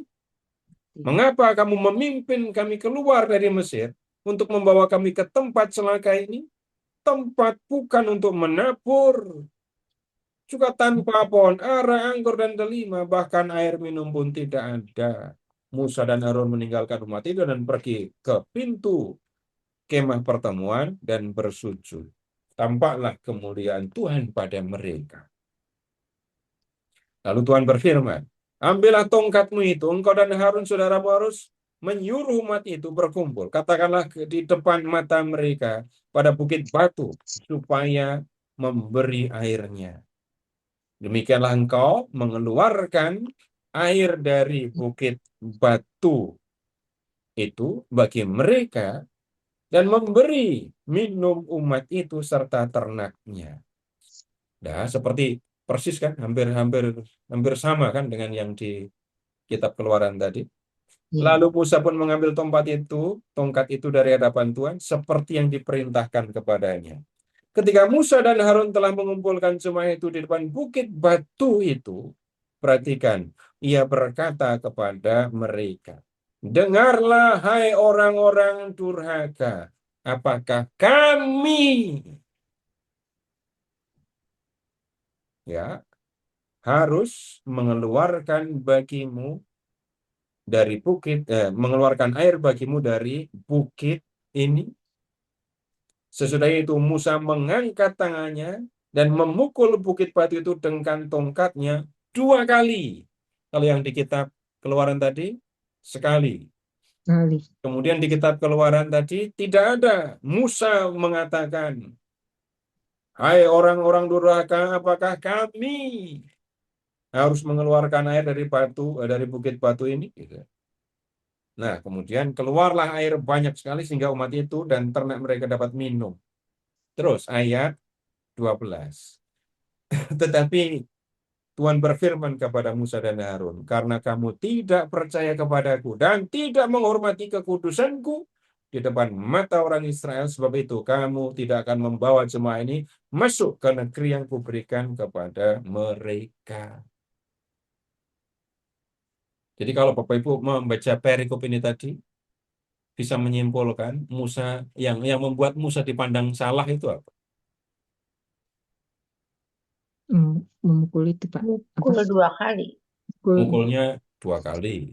Iya. Melakukan yang tidak sesuai dengan Tuhan perintahkan. Coba perhatikan ucapan Musa tadi. Marah Pak. Saya Dia bacanya kencang sekali. Kami. Hai orang-orang durhaka. Jadi yang mengeluarkan Apakah air kami dari batu itu sesungguhnya siapa? Tuhan. Tuhan? Hai Tapi dia orang-orang bilang durhaka, kami. haruskah kami Kami Iya, dia mengeluarkan bilang air kami. bagimu itu? Jadi kami Kami. Musa dan Harun berarti. Yang Iya. air, Pak. Jadi kemudian tuduhannya, kamu tidak percaya kepadaku. Kamu tidak menghormati kekudusanku. Itu yang membuat, nih, buat saya ini peristiwa yang marah. menyedihkan. Tapi justru di sini juga kita bisa belajar, Bapak Ibu. Nah, yang kita temukan sekali lagi, orang Israel melakukan kesalahan, sesudah perjanjian, mereka mengalami penghukuman. Tapi sesudah perjanjian orang Israel jelas awalnya mengatakan segala yang difirmankan Tuhan akan kami dengarkan, akan kami lakukan. Mereka terima darah sebagai tanda perjanjian. Tapi mereka melanggar perjanjian, mereka tidak hidup sesuai dengan jati diri mereka. Kalau Tuhan bagaimana? Ingat, 2 hal saja ya. Dalam perjanjian itu, Tuhan dalam tanda kutip punya kewajiban. 1, melindungi orang Israel. Yang kedua, memberikan tanah. Kalau kita menggunakan hitungan yang wajar ya, hitungan yang wajar. Kalau Israel sudah berkhianat, ngapain setia kepada pengkhianat? Kan begitu hitungan wajar loh ya. Iya, betul Pak. Orang yang nggak tahu terima kasih malah berkhianat, malah memfitnah. Bagaimana mungkin kalau mengadakan perjanjian dengan seorang seperti itu? Mereka sudah melanggar perjanjian, ngapain aku harus mengikuti perjanjian itu dengan setia? Tapi Bapak Ibu, yang kita temukan sekarang, ada yang berbeda dengan Tuhan ini. Sekarang kita ke bab 22. Oh, 21 dulu. Wah, ini kita akan menemukan perang.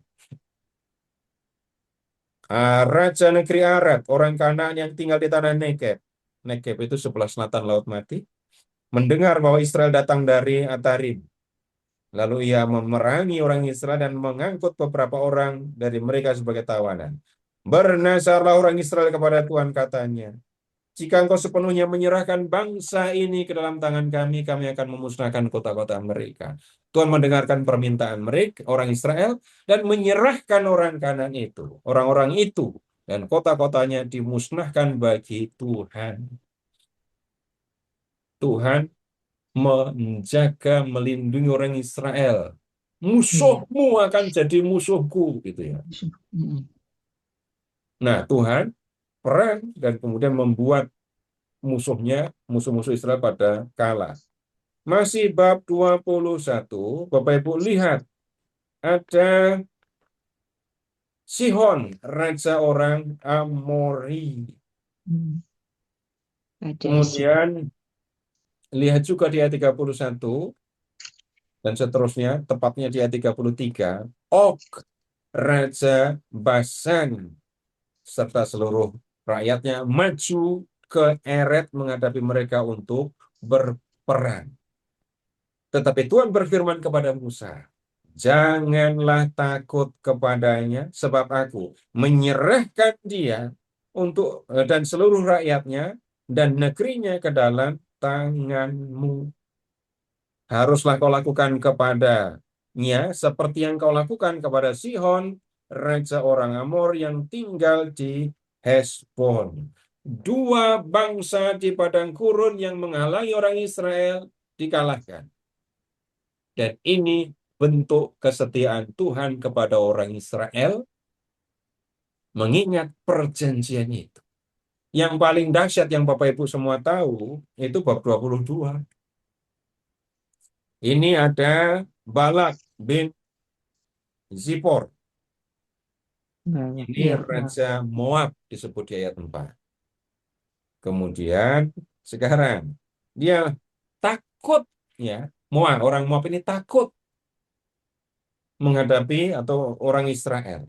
Lihat ayat 3. Orang Moab merasa takut terhadap bangsa itu karena jumlah mereka besar. Orang Moab pun merasa gentar kepada orang Israel. Lalu berkatalah orang Moab kepada para tua-tua Midian, tentulah pasukan besar itu akan melahap habis segala sesuatu di sekeliling kita seperti lembu melahap habis tumbuh-tumbuhan hijau di padang. Nah, kemudian apa yang dilakukan oleh Balak? Ayat 5. Yang mengirim utusan kepada Bileam bin Beor ke Petor di tepi sungai Efrat. Kemudian, apa yang dia minta? Ayat 6. Datanglah sekarang dan kutuklah bangsa itu bagiku, sebab mereka lebih kuat daripadaku. Mungkin aku sanggup mengalahkannya atau menghalaunya dari negeri ini, sebab aku tahu siapa yang kau berkati akan mendapat berkat. Siapa yang kau kutuk akan terkutuk. Jadi Balak, Raja Moab, minta bantuan dari siapa? Bileam. Keyakinannya orang hebat sekali. Siapa yang diberkati oleh Bileam akan terberkati. Siapa yang dikutuk oleh Bileam akan terkutuk juga. Nah, Balak minta tolong Bileam untuk mengutuk orang Israel. Kalau pakai kekuatan senjata sebenarnya kalah. Karena orang Israel banyak sekali. Gitu. Nah, kemudian lihat 22 ayat 36.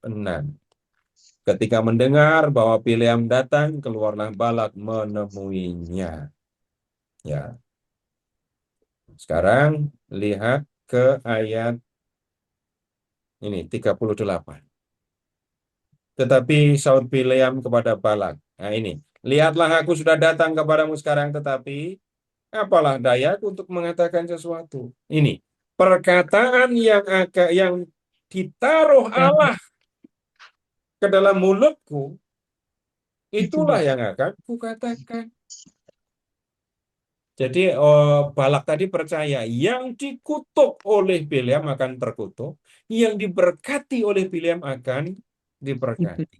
Bileam mengatakan kepada Balak, perkataan yang ditaruh Tuhan Allah ke dalam mulutku, itu yang akan aku katakan. Nah, kemudian berikutnya 23 ayat 5. 23 ayat 5. Kemudian Tuhan menaruh perkataan ke dalam mulut Bileam dan berfirman, kembalilah kepada Balak dan katakanlah demikian. Nah, ayat 7. Lalu Bileam mengucapkan sanjaknya, katanya, dari Aram aku disuruh datang oleh Balak, Raja Moab, dari gunung-gunung sebelah timur. Datanglah, katanya, kutuklah Yakub bagiku, dan datanglah, sumpahilah Israel. Bagaimanakah aku menyumpahi yang tidak dikutuk Allah? Bagaimana aku mengutuk yang tidak dikutuk Tuhan? Sebab dari puncak gunung-gunung batu aku melihat mereka. Dari bukit-bukit aku memandang mereka. Lihat, suatu bangsa yang hidup tersendiri dan tidak mau terhitung di antara bangsa-bangsa. Siapakah yang pernah menghitung debu Yakub? Dan siapakah pernah menjumlah kumpulan debu Israel? Hendaknya aku mati seperti matinya orang jujur. Hendaklah ajalku seperti mereka. Nah, ini Balak tidak mengutuk. Balak justru memberkati Israel Nanti Bapak Ibu bisa lanjutkan membaca bab 23 dan bab 24. Perhatikan sanjak-sanjak ini Bileam ini. Isinya semua berkat. Bapak Ibu, cara unik yang dilakukan oleh Tuhan. Bileam punya kekuatan sehingga membuat orang yang dikutuknya akan terkutuk. Dan Tuhan justru menaruh perkataan dalam mulut Bileam. Sehingga Bileam tidak mengutuk, melainkan justru memberkati. Nah, ini cara Tuhan melindungi Israel. Dan dengan cara seperti ini Tuhan melakukan isi perjanjian Sinai tadi. Nah, kemudian selama 40 tahun mereka mengembara di gurun. Perhatikan, sampai generasi yang keluar dari Mesir, yang waktu itu umur 20 tahun ke atas, pada mati.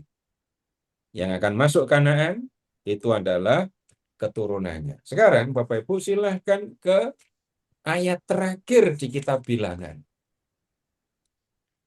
Ayat terakhir di kitab Bilangan.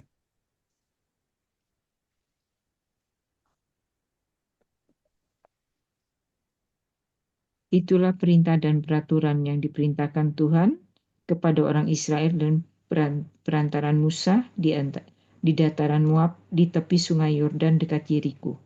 Nah, yang tolong Bapak Ibu perhatikan itu keterangan tempat. Ada Yeriko, betul kan? Ya, Yeriko ya, itu kan ada di sebelah barat sungai Yordan. Yeriko ya. itu kota, salah satu kota di Kanaan. Ya. Kemudian Moab itu di sebelah timur sungai Yordan. Jadi orang Israel generasi gurun sudah menghadap ke tanah Kanaan. Mereka akan masuk ke tanah Kanaan. Tuhan yang mengadakan perjanjian dengan orang Israel tetap setia kepada janjinya, sekalipun orang Israel berkhianat. Nah, tentang bagaimana orang Tuhan itu menaklukkan Kanaan, kemudian memberikan Kanaan kepada orang Israel, kita akan diskusikan di pertemuan yang berikut ya. Nanti kita akan belajar, Bapak Ibu kalau mau mempersiapkan diri, baca kitab Yosua dan Hakim-Hakim. Nah, sekarang Bapak Ibu bisa melihat dari yang kita pelajari dari kitab Keluaran, kemudian di kitab Bilangan ini tadi ya. Tuhan berhadapan dengan orang Israel yang berdosa. Tuhan yang ambil inisiatif membebaskan orang Israel dan kemudian mengangkat mereka menjadi umat pilihan. Itu kedudukan yang istimewa. Bapak Ibu bisa membayangkan, sampai sekarang orang Yahudi bangganya jadi orang Yahudi kayak apa. Di zaman perjanjian baru kuat sekali. Di zaman perjanjian lama sama, kuat sekali. Kebanggaan karena mendapatkan status kedudukan yang istimewa di hadapan Tuhan. Tapi yang kemudian terjadi, orang Israel tidak setia kepada perjanjian. Orang Israel melakukan penyembahan berhala tadi ya. Dan kemudian orang Israel tidak percaya kepada Tuhan. Nah, yang kemudian terjadi, mereka harus tanggung konsekuensi.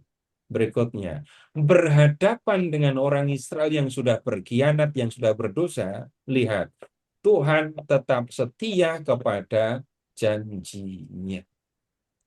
Kesetiaan Tuhan untuk menepati janji itu tidak bergantung kalau begitu tidak bergantung pada Israel itu setia atau tidak. Kalau mau bahasa ya, dan ungkapan yang lebih kuat, kesetiaan Tuhan itu sangat tampak karena berhadapan dengan orang Israel yang tidak setia. Nah, kemudian kalau ini yang kita lihat tentang kasih Allah dan kemudian manusia yang berdosa ya. Lalu ada banyak hal Bapak Ibu yang sebenarnya kita bisa pelajari. eh, kalimat yang semoga sederhana. Bapak Ibu pernah nggak melakukan sesuatu, bertindak, itu dasarnya adalah omongan orang lain. Pernah, Pak. Ambil atau bertindak, melakukan sesuatu dasarnya omongan orang lain. Contoh jelek, saya beli TV karena tetangga saya beli TV. Orang dia bercerita, dia beli TV, dan karena itu saya juga beli TV. Kemudian, Bapak Ibu tolong ingat-ingat. Contoh kasus lain lagi, saya bertindak karena orang lain. Kapan Bapak Ibu pernah nggak berhenti menyapa orang? Enggak. Pernah nggak males nyapa orang? Oh iya pernah. Oh iya, pernah, Pak. Pernah. Terutama Kenapa yang kok males nyapa orang? Nggak Jawabannya mood pasti aja. jawabannya karena orang terutama itu atau orang ini. Orang itu. Orang itu contoh paling gampang. Ngapain nyapa orang kayak gitu? Saya udah sapa 15 kali, dia nggak tidak tanggapi sapaan saya, dan kemudian belum pernah satu kali pun dia mulai yang menyapa saya atau dia yang nyapa saya duluan. iya. Iya iya iya. Udah kalau begitu ya sudah, saya nggak usah menyapa lagi. Saya belum bicara benar apa nggak benar. Saya bukan bagiannya ini. Tapi bertindak melakukan sesuatu karena pengaruh, karena melihat orang lain berbuat, karena mendengar orang lain melakukan sesuatu. Kemudian kalau mau yang lebih kuat, ucapan Tuhan Yesus. Kamu telah mendengar firman, mata ganti mata dan gigi ganti gigi. Tapi aku berkata kepadamu, jangan melawan orang yang berbuat jahat kepadamu, melainkan siapapun yang menampar pipi kananmu, berilah juga kepadanya pipi kiri. Saya tidak melihat dari sisi yang lain, cukup memperhatikan, jangan membalas. Sekarang, itu contoh lebih kuat lagi kan ya. Ketika saya membalas, itu berarti jelas tindakan saya ditentukan oleh orang yang pernah nyakitin saya. Kalau orang itu nggak nyakitin saya juga nanti akan menyakiti.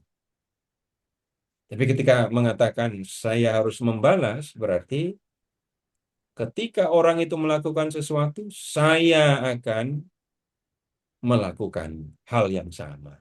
Kalau begitu, saya bertindak atau tidak bertindak itu ditentukan oleh orang lain.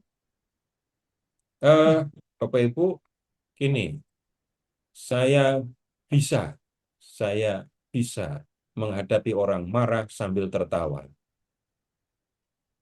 Jangan dicontoh loh ya, saya ngomong jelek ini, saya ngomong jelek. Jadi saya bisa membuat orang marah sementara saya sendiri tertawa. Parah kan? Saya katakan saya bisa, bukan saya akan, bukan saya sudah. Jadi saya bisa melakukan sesuatu, nanti orang marah. Setelah orang marah, dia akan melakukan sesuatu yang aneh. Bapak Ibu juga punya kemampuan yang kayak gitu kan ya. Belum pernah atau sudah pernah itu urusan lain. Maksud saya lagi mengatakan, orang bisa menjadi marah, bisa melakukan tindakan yang negatif karena didorong, digerakkan, karena melihat orang lain. Kalau kita melihat Tuhan ini tadi ya, sudah jelas sepakat, sudah pada janji berdua Tuhan dengan Israel gitu kan. Israel nggak taat, Israel nggak setia, Israel melanggar perjanjian. Kalau Tuhan terpengaruh oleh orang Israel, maka yang bisa terjadi, ya Tuhan membatalkan janjinya. Tuhan nggak mau nolong Israel lagi. Kenapa? Kamu sudah melanggar kok. Nah, Tuhan melihat orang Israel berdosa, Tuhan juga memberi mereka hukuman, konsekuensi dari dosa, tetapi Tuhan tetap mengasihi mereka, tetap setia kepada perjanjian. Kalau begitu, jelas yang kita pelajari, yang harusnya menentukan apa yang saya ucapkan, yang harusnya menentukan apa yang akan saya lakukan, itu sesungguhnya bukan yang buruk yang datang dari orang lain. Orang lain mau melakukan yang buruk, terserah. Itu bukan bukan bukan suatu hal yang harus mempengaruhi hidupku. Aku punya jati diri. Aku umat Tuhan. Orang Katolik, aku murid Yesus. Tandanya apa? Kalau kamu muridku, kamu mengasihi aku. Kamu melakukan perintahku. Hidup sesuai dengan jati diri. Itu menjadi yang penting. Dan karena itu, relasi dengan Tuhan perlu terus mendapatkan perhatian. Jangan sampai pengalaman perjumpaan itu membuat kita lupa jati diri kita ini. Pernah nggak mendengar model ucapan, kalau kamu bukan anaknya si ini, sudah saya pukul kamu. Kalau kamu bukan ini, aku akan begini. Kalau kamu bukan perempuan, kalau kamu laki-laki, oh pasti sudah saya habisi kamu. Kalimat-kalimat seperti itu, Bapak Ibu, itu menunjukkan ada sesuatu yang aneh, yang menentukan saya bertindak atau tidak bertindak. Jadinya bukan diri saya, bukan Tuhan saya. Terima kasih, selamat malam. Apakah ada yang perlu ditanyakan? Masih ada beberapa menit. Kalau masih ada, silahkan. Pak Ferry, silahkan. Iya, Pak Seto. Kami buka untuk satu pertanyaan dulu, nanti kita lihat waktunya apakah masih ada. Satu Boleh Pak pertanyaan. Ferry tanya. Boleh, silakan Ibu Tina. Pak Seto, saya mau bertanya, itu yang orang Baliem itu, yang apa yang ditemuin Baal itu orang Israel, orang orang orang mana Pak? Dilihat saja, Ibu. Buka lagi teksnya, bab 22. Lihat ayat 5.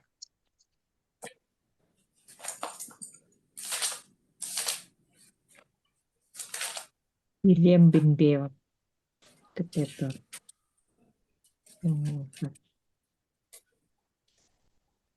Sudah ketemu? Ya, Mengirim utusan kepada Bileam bin Beor ke tempatnya namanya Petor. benar. Bileam ya, bukan Baliem nanti. Kalau Baliem Ya, di Papua nanti. Nah, itu tempatnya di mana? Tepi Sungai Efrat. ya. Nah, Efrat Tigris. Nah, kalau dilihat dari Israel, Efrat itu kan di utara. Utara ke arah timur. Jadi bukan orang Israel, ya. Nah, yang jadi aneh justru ini. Tuhan menempatkan firman perkataan dalam mulut Bileam yang bukan orang Israel, malah orang Efrat gitu. Begitu, Iya Bu. itu iya itu yang saya bingung. Terima kasih Pak. Nah, ini cara Tuhan melindungi. Enggak selalu ngangkat senjata dengan perang, tapi kemudian juga lihat ini, cukup menaruh perkataan di mulut orang, dalam tanda kutip orang sakti, ya, Bileam ini tadi, dan kemudian Israel selamat. Bapak Ibu juga pernah mengalami kan, diselamatkan bukan oleh bodyguard, bukan dengan memukul, tapi dengan menghindarkan. Ada macam-macam cara menyelamatkan, dan ini yang dilakukan Tuhan. Ya, lanjut Pak. Pak Ferry boleh tanya? Oh iya, silakan Ibu Ansira. Selamat malam Pak Seto. Mau nanya, kenapa Harum yang merupakan kakak Musa mengizinkan umat Israel itu membuat anak lembu emas untuk disembah sebagai Allah mereka. Padahal dia kan kakak Musa ya. Dia tahu itu apa istilahnya, yaitu perjanjian Tuhan dengan bangsa Israel. Terima kasih Pak Seto. Ya, kita lihat tanggapan Harun ya Bu ya. Balik ke teksnya itu.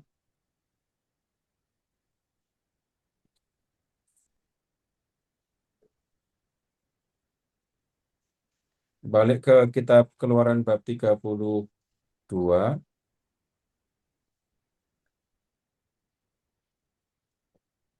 Lihat ke ayat 21.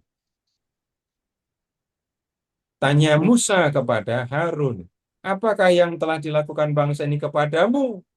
Sehingga Sampai-sampai engkau menimbulkan, perhatikan, sampai-sampai engkau menimbulkan dosa sebesar itu kepada mereka. Jawab Harun, janganlah bangkit amarahmu. Perhatikan, Tuanku. Harun panggil Musa, Tuanku.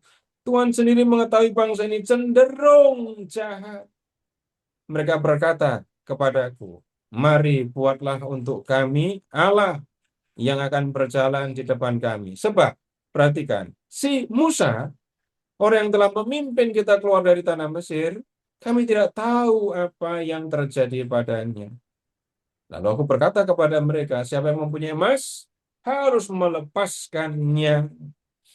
Jadi kalau bicara tentang mengapa Harun berbuat begini, ini jawabannya. Tapi kalau pertanyaannya digeser ya, kalau pertanyaan digeser, harusnya Harun berbuat begini, nah itu yang nggak ada jawabannya. Jadi Harun itu mau membuat patung karena desakan orang Israel. Orang Israel yang mendesak. Gitu. Perhatikan, kamu sendiri tahu. Ya, di kalimat yang mana tadi? Tuhan sendiri mengetahui bangsa ini cenderung jahat. Jadi kalau dikatakan Harun tahu isi perjanjian, tahu.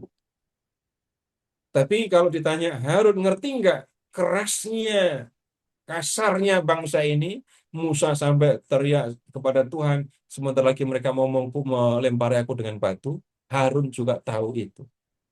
Nah, jadi itu alasannya kenapa kok Harun sampai mau menuruti permintaan orang Israel. Begitu, Bu.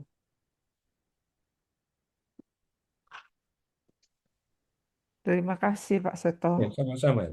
jadi kesimpulannya ini Pak, sebenarnya Tuhan tuh sangat baik ya Pak ya, bukannya kejam kalau saya simpulkan ini, karena Tuhan itu begitu mengasihi berdasarkan janjinya kepada Abraham, Ishak dan Yakub, sehingga dia selalu mengampuni bangsa ini sekalipun dia tegar tengkuk ya Pak. Ya, begini, Bapak, Ibu, saya tidak pernah menggunakan kata kesimpulan atau intinya, itu ya, nggak pernah. Yang saya minta Bapak Ibu kalau mau pelajaran ini berbuah untuk kehidupan Bapak Ibu, biarkan kisah ini semua tadi tetap ada di pikiran dan hati Bapak Ibu, dan nanti Bapak Ibu akan melihat apa yang diajarkan Tuhan untuk Bapak Ibu.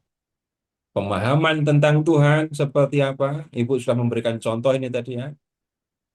Jadi ini koreksi, ternyata Tuhan nggak kejam. Emang yang bilang Tuhan kejam siapa? Pasti yang nggak pernah baca. Hanya dengar orang bilang. Atau fokus kepada Tuhan menghukum. Nah, saya baca Pak, tapi saya merasakan kok banyak hukuman kepada bangsa ini. Tapi saya perhatikan lagi, memang bangsa ini bencana Pak. nggak mungkin ada hukuman kalau tidak ada kejahatan. Betul. Tapi tidak berhenti sampai dosa, terus hukuman, terus habis itu Tuhan pergi. Enggak. Justru yang saya minta Bapak Ibu, biarkan kisah ini dengan semua seluk-beluknya tetap melayang, bukan melayang-layang, tetap hidup di dalam pikiran dan hati Bapak Ibu. Lalu Bapak Ibu akan belajar banyak dari Tuhan tentang dirinya, tentang bagaimana harusnya kita hidup.